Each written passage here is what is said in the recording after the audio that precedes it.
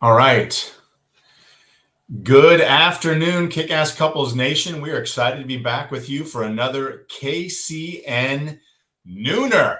That's right, we're having a Nooner, and I get to have a Nooner today with my number one, my wife, Kimberly. She is our special guest today on our KCN Live Nooner, and we get to talk about a wonderful topic this month. Our topic, and it's really been fun, is appreciation. And how do you make your partner feel loved? So Kim and I are going to get into it today. We're going to talk about it. Marcelo, so glad you joined us today. Glad you're with us, and hope you'll stay with us for the rest of this KCN Nooner that we're doing today. But we're going to talk about how we feel loved and why we feel loved and how important it is to have appreciation in your number one relationship. So I get to introduce our special guest. I guess I kind of already did that today, but welcome, Kim. This is your first. This is your first KCN Nooner. Yes, it sure is, and I love the topic. I love the topic appreciation and gratitude. I think it's one of my favorite months, as we've been talking about appreciation all month. So I know, it's great. We've been doing it on all of our platforms. We've been doing it on our webinars on Kick-Ass Couple Nation. We've been doing our TGWMs. Thank God we're married. And I want to share a quote with you all from Alan Cohen.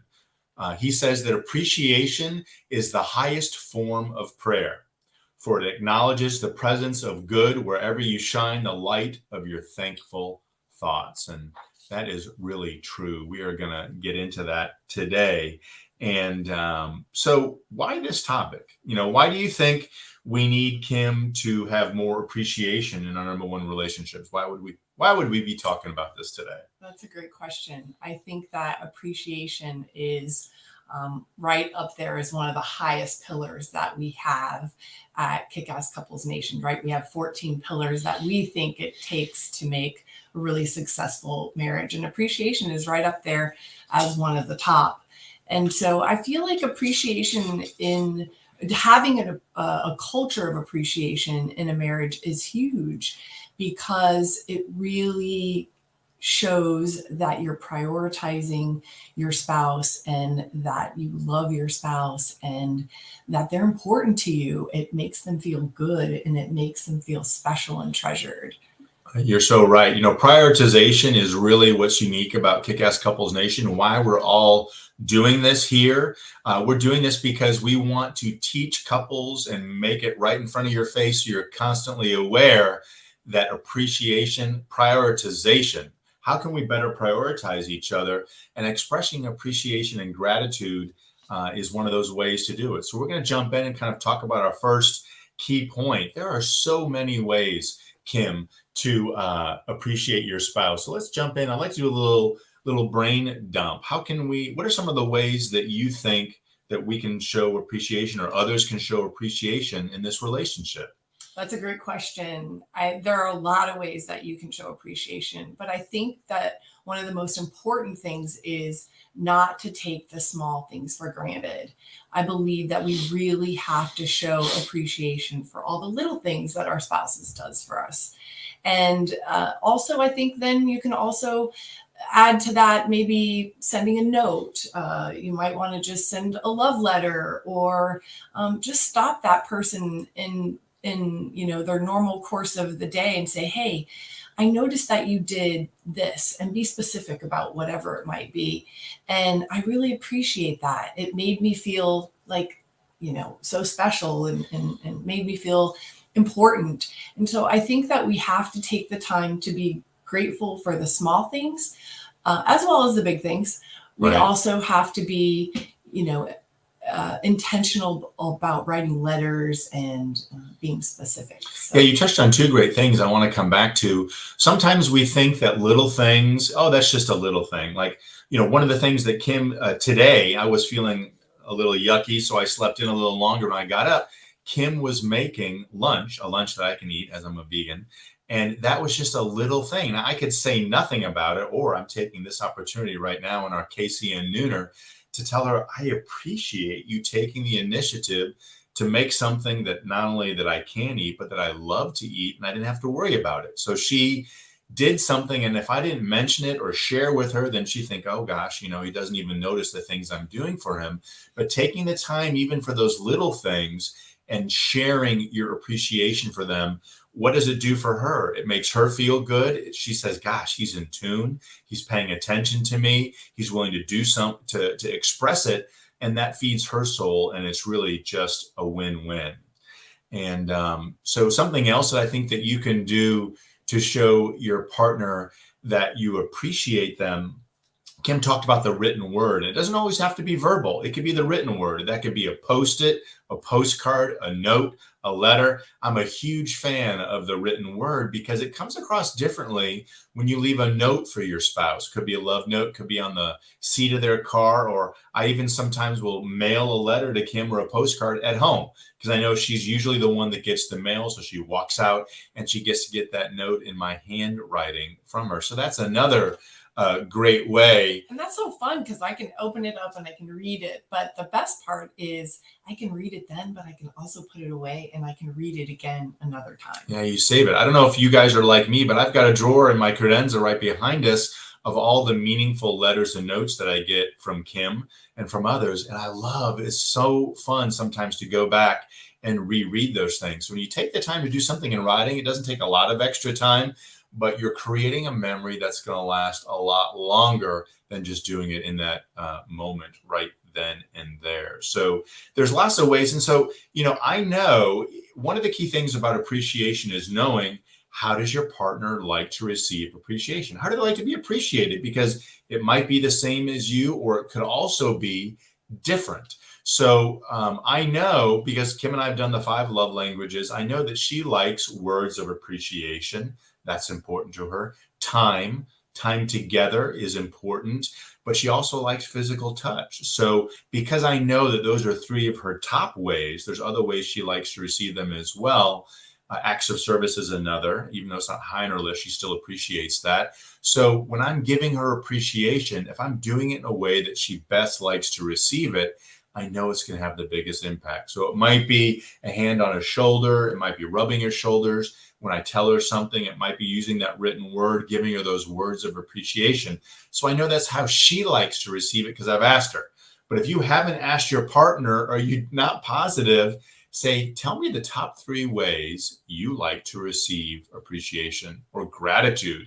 Because wouldn't you like to know and make sure you're hitting those bullseyes and doing it the way that they appreciate it, as opposed to just stabbing in the dark and guessing? Yeah, you can't just assume those things. I think when we do, that's when we get into trouble. So knowing and being certain about how your partner likes to be loved and how they like to be appreciated is huge. It is. And so, Kim, how do I like to receive appreciation? Well, strangely enough, it's the exact same. It's words of appreciation. It's physical touch.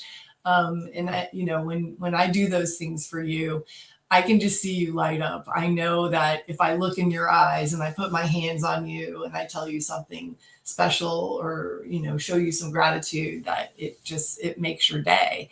And so I think that, again, we have to know exactly how our partner likes to be appreciated. I think you're right. And Kim, let me tell you, if you want to double the impact of appreciation, include the tangible and the intangible. And that means, Kim said, when she tells me something and she has physical touch combined with it, when those words are coming to me and her hands are on my shoulders, or we're embracing a hug, or her hands on my leg, or she just reached out and grabs my hand, I'm connecting with her in 2 important ways. So if you want to double the impact of your appreciation, include the words and then include the physical element of it. And that goes true with your kids, with coworkers, with family members. If you really want to double the impact, that's where you want to do and it. Be specific. I think it's really important that you state exactly what you're grateful for, because it comes across as being much more intentional and genuine. Yeah, it does. It does.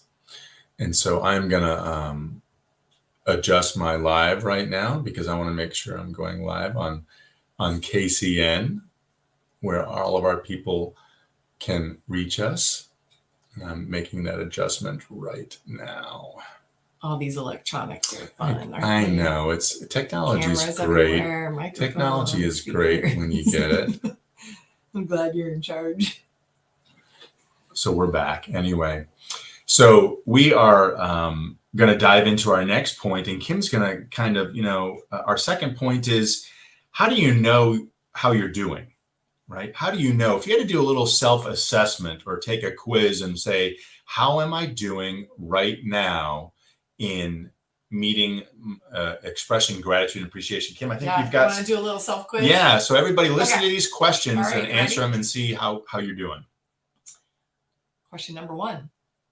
Do I openly praise and recognize the goodness of others on a daily basis? Number 2, am I proficient in expressing positive emotions and conveying gratitude regularly? Number 3, do I express more positive versus negative emotions in my verbal communication and body language? Number 4, the 5 people I love most unequivocally know how deeply I love, treasure, and value them. And number 5, I typically praise, recognize, and appreciate my spouse at least 10 times a week. 10 times a week. That sounds like a lot, but when you're taking the time to do those things, so it's less, it's, a little more than 1 a day. So one and a half a day. So tell me, when you read that quiz out loud to yourself, how do you feel about those questions that you just asked? Are you doing well? Well, so I feel like I'm always a work in progress. And I really believe that I have really done a lot of work in this specific area. Mm-hmm. And, even you have noticed and even recognized that I have been doing better in this area. So I really made it a point to thank you and to appreciate you and to be specific and to express gratitude more to you in the last several months. And I didn't say anything. I just started doing it. And we were walking our dogs one day and you said, I have felt so differently in our relationship. All of a sudden, I just feel more loved and I feel you expressing appreciation towards me. And I feel really good. It's just made me feel different. Yeah, it's the truth. I remember that. There's been a change, a shift. Yeah. And I was being really intentional about being more grateful and being specific. And it showed. And it was really fun for me to hear that from you, because I was doing it for a little while and I was waiting to see if you noticed, and you did. And I wasn't doing it for quid pro quo. It's when I genuinely gave up the attitude of, if I do this for him, maybe he'll do that for me. Or, always thinking that, okay, if I give him a foot rub, then, maybe I'm going to get one in the next couple of days. I totally let go of all of that and just said, I'm going to pour myself into him and not have any expectations at all and see what happens. Right. And how did, so when I recognized that, what did it make you feel? And what did it make you, I was appreciating. Feel great. Yeah. And it made me realize that, and I also feel like you were doing it back to me without even really realizing it, that you were looking for ways to show me appreciation as well. So I think when we pour ourselves into another person, that they're automatically, it's just sort of the law of nature that they're just going to really do that naturally for you. Kim, we had a question come in. It says, how do you start to create the culture of appreciation in your relationship? So if somebody feels, man, it's not that good, this culture we have, or I want to make it better, how somebody has to start, right? So I think one of you, and maybe it's the person that realizes that they want a better culture of appreciation in their relationship, that person just needs to start small and start expressing words of gratitude and being very specific and intentional about what they're thanking their partner for. And I would say do it every day, maybe more than once, for 10 days, and just see. Watch what's happening. There's a difference. Yeah, start once a day. Yeah, and it can be small. And then you can increase it to larger things. But I really believe when you pick up, for example, you cook a lot and you're amazing in the kitchen. But if I took that for granted and I forgot to say thank you, or didn't say thank you at all, just because I assumed that you knew that I was grateful, after a while, you're just going to feel maybe a little taken advantage of. And I'm going to be taking that for granted if I don't specifically say, hey, that meal you made last night, it was so good. I mean, you made one of my most favorite meals last night. And it shrimp and grits. Yes, I love shrimp and grits. Great Southern food. And I always, when you make a great meal and I might be cleaning up, I'm very specific about saying that was one of my favorite meals. Thank you so much. I loved it. Yeah. And so I can't take that for granted, because if I do, I think eventually you're going to feel a little downtrodden, maybe a little used, and just you're not going to feel good about cooking for me. Yeah, and you mentioned, so that wasn't. I mean, I love to cook, so it's not a hard thing for me to do. But there was a question that came in on Facebook: are words of appreciation more important than acts of service to show appreciation?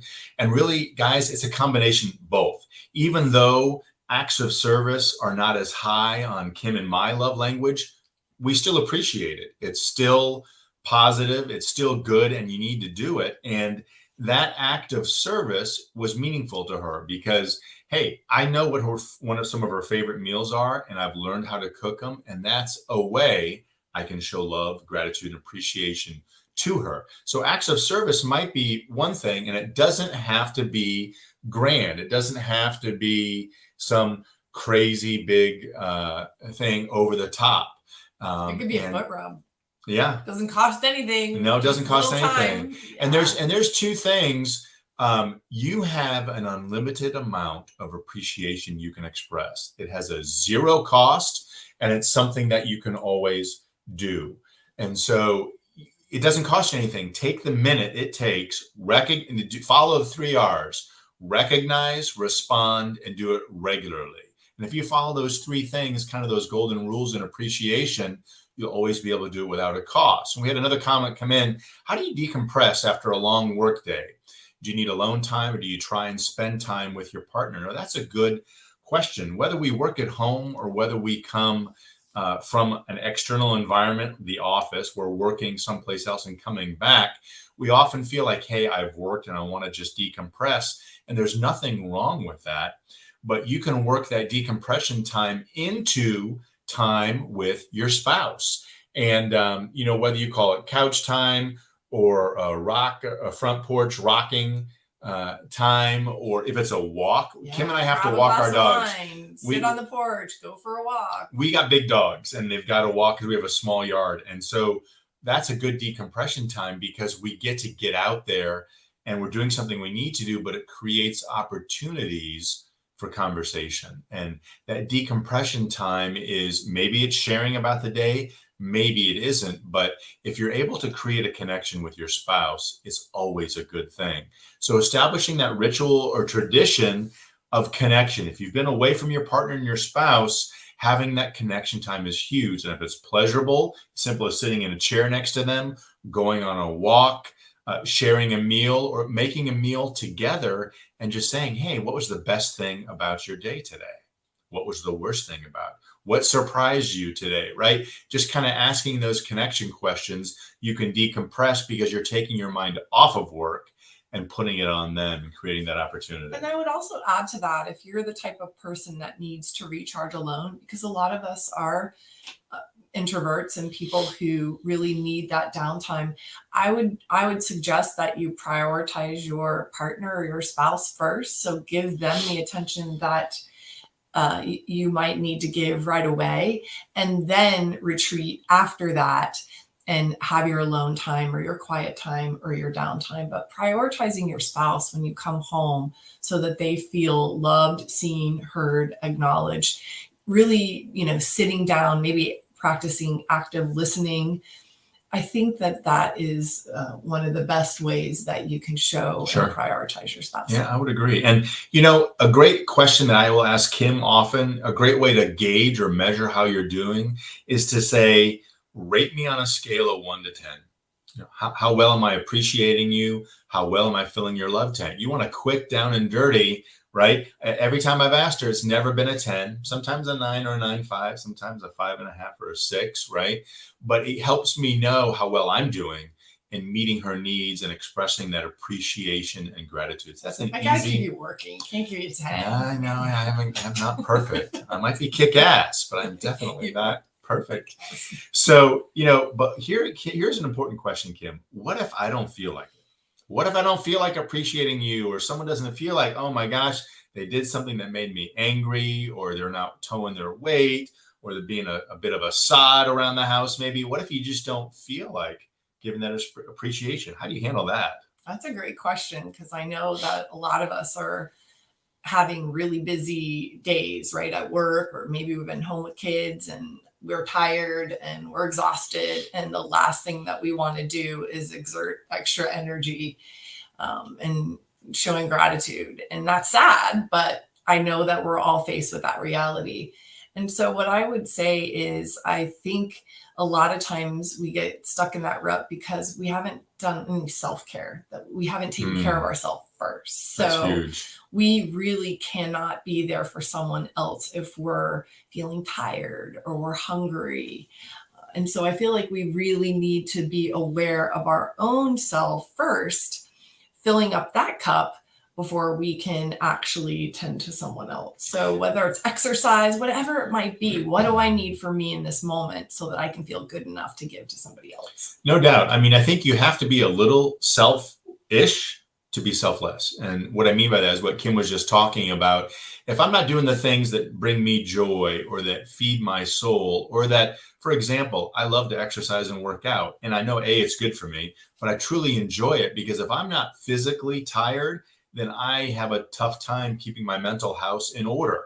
So I write it on my calendar. I make time for myself, and I don't feel bad about doing that, because if I'm taking care of myself and I'm at my best, it's going to allow me, give me everything I need to show up best for my spouse. Another practice of mine is my daily ritual of prayer, meditation, and Bible study. If I don't get that in, then mentally I'm not prepared to respond at my highest and best for my partner and for everybody else in my day. So it's good to be selfish first and take care of yourself so that you can show up and express that appreciation. You can't pour from an empty cup. If your cup's not full and you're not feeling satisfied and fulfilled, then it's hard for you to pour out for others, because you feel like there's kind of a little bit of a deficit, and you can't give what you don't have to give, and you don't want to take yourself down to nothing. Appreciation and doing it the right way is not about giving until you have nothing left to give. It's not about casting everything you have, but it's about doing it from an abundance mentality. And it's the old adage, you reap what you sow. And the more you fill yourself up with good, the more good you're going to have to give to others. And think about that. If your partner is appreciating you, they're filling you up and they're making you full, so you can give not just to your partner and your spouse, but to others. Well, it makes you feel so good about yourself, right? When you are expressing gratitude towards your spouse, and they're receiving that, and they're just filling up their love tank, and they're feeling kind of puffed up and appreciated and good and valued. Yeah. And creating that culture of appreciation in a relationship is transforming. It is, because of the norm. The reason you create the culture is because you want it to be the norm in your relationship. If you think about it in a workplace mentality, people say, oh, there's a great culture in that company. Well, what do they mean? It's comfortable to be there. It's easy to be there. And you enjoy being there and you don't mind it, right? So if you have that culture of appreciation in your number one relationship, you're going to want to hang out in it more. You're going to want to spend more time with your partner because you're charged, you're energized, and you're revived. And that is the best place to be. There's an expression that John Gottman talks about. It's called HALT, H-A-L-T. If you are ever feeling any of these four emotions, if you're hungry, if you're angry, if you're lonely, or you're tired, you want those needs to be met, because it's going to make you show up and be most effective.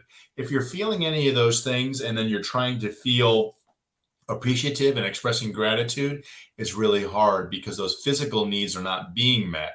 So you want to make sure you're taking care of yourself, like we talked about, so you're best prepared to show up in the best way. So HALT, H-A-L-T. If you're hungry, angry, lonely, or tired, you want to make sure those needs are being met. And that kind of, Kim, there's a fun study done by the Harvard Health. And they released this and they said, expressing gratitude releases oxytocin. If you don't know what oxytocin is, it's the love hormone. So in this study, they said oxytocin is released, and that makes you feel a greater connection and a greater bond between two people. It triggers feelings of love, protection, and empathy, and it creates love and bonding cues.